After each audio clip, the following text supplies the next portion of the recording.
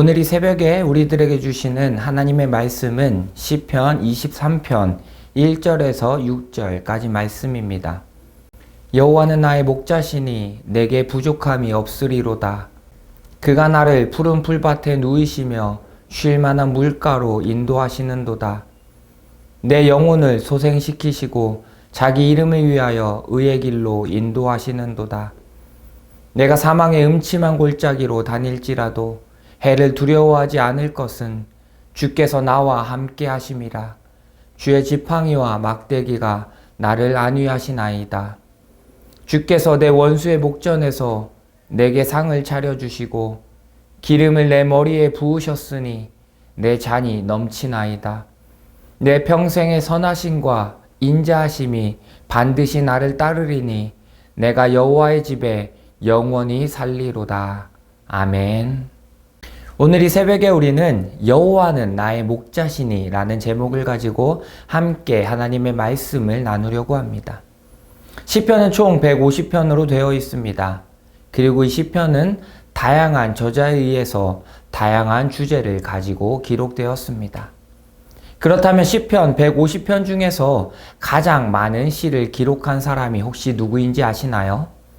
그 사람은 바로 다윗입니다. 다윗은 150편의 시편의 시 중에서 73편의 시를 기록했습니다. 거의 절반 가까이를 다윗 혼자 기록한 것입니다. 다윗 외에도 고라 자손, 아삽, 솔로몬, 에단, 모세 등 다양한 저자가 시편을 기록했습니다. 다윗은 다양한 주제를 가지고 시편을 기록했습니다.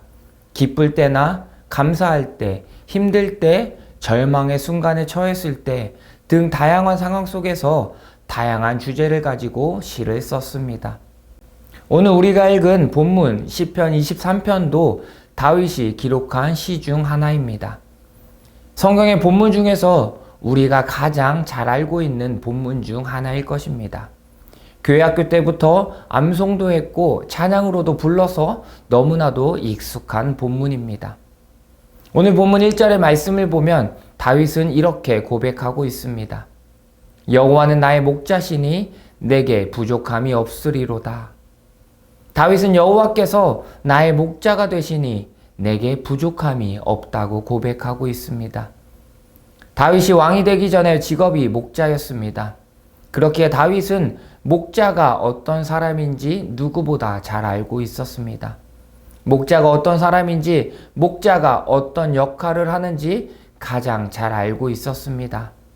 다윗은 자신이 목자로서 어떠했는지를 이야기하고 있습니다. 사무엘상 17장 34절에서 35절의 말씀을 보면 다윗이 사울에게 말하되 주의 종이 아버지의 양을 지킬 때에 사자나 곰이 와서 양떼에서 새끼를 물어가면 내가 따라가서 그것을 치고 그 입에서 새끼를 건져내었고 그것이 일어나 나를 해하고자 하면 내가 그 수염을 잡고 그것을 쳐 죽였나이다 라고 말씀하고 있습니다. 다윗이 아버지의 양떼를 칠 때 그 양들을 사나운 짐승으로부터 보호했습니다.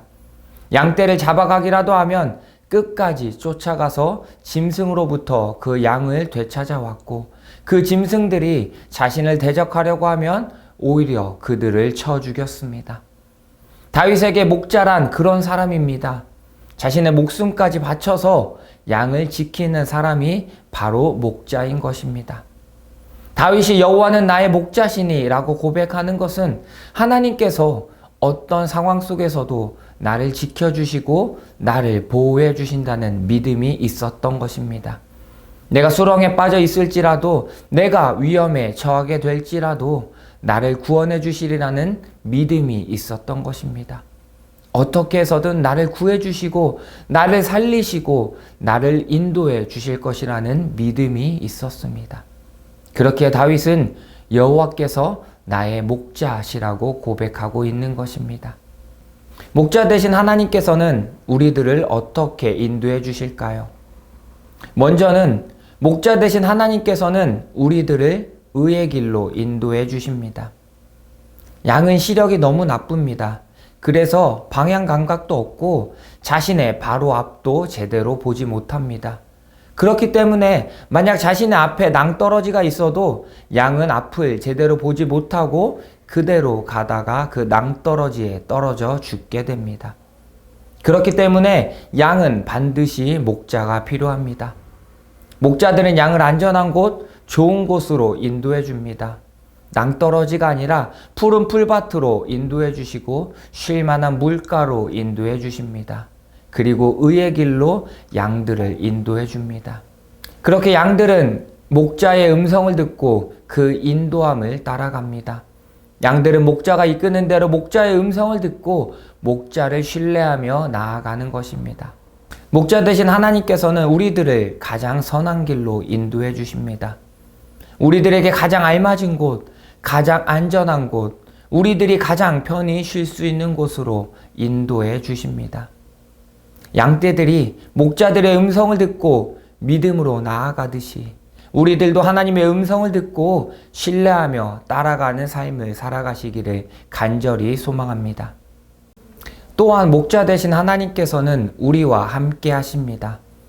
목자들은 비가 오나 눈이 오나 날씨가 더우나 추우나 상관없이 양들을 떠나지 않습니다. 항상 양들과 함께하며 양들을 보호해 줍니다. 양들은 자신들과 함께하는 목자가 있기에 두려움이 없습니다.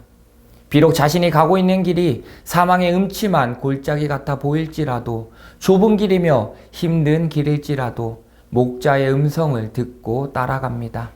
목자가 이끄는 대로 따라가는 것입니다. 목자가 자신과 함께 하기 때문입니다. 그렇게 하나님께서는 우리와 함께 하십니다. 내가 사망의 가운데, 내가 어려움 속에, 내가 위협 속에 있을지라도 하나님께서는 절대로 우리를 떠나지 않으시고 우리를 이끌어 주십니다. 주의 지팡이와 막대기로 우리를 이끌어 주십니다. 그렇게 밤낮으로 우리와 함께 하시며 우리를 지켜 보호해 주십니다.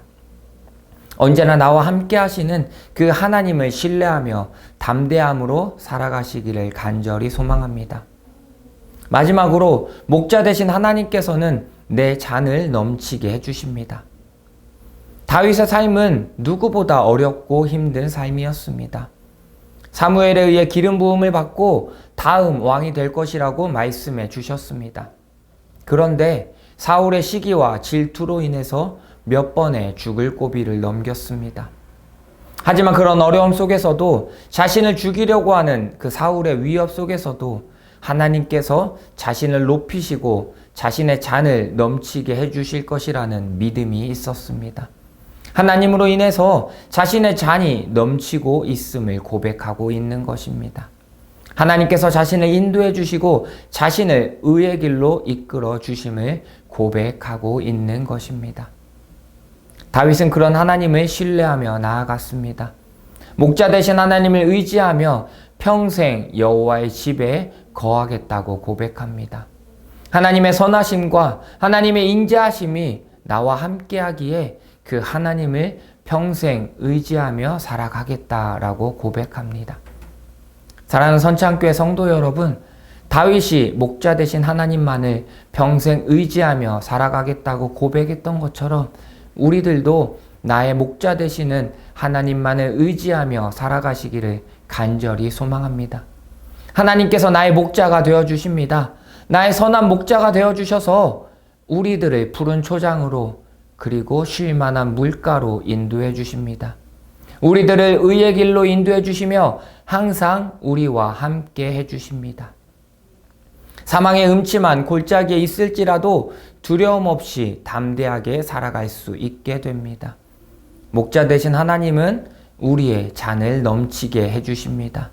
그리고 더 나아가 원수 앞에서 우리를 강하게 해주십니다. 그렇게 하나님을 믿으며 살아갈 때 우리는 여호와는 나의 목자시니 라고 고백할 수 있게 될 것입니다. 하나님이 나의 진정한 목자가 되시며 나를 이끌어 주신다는 믿음으로 이런 고백을 할 수 있게 되는 것입니다.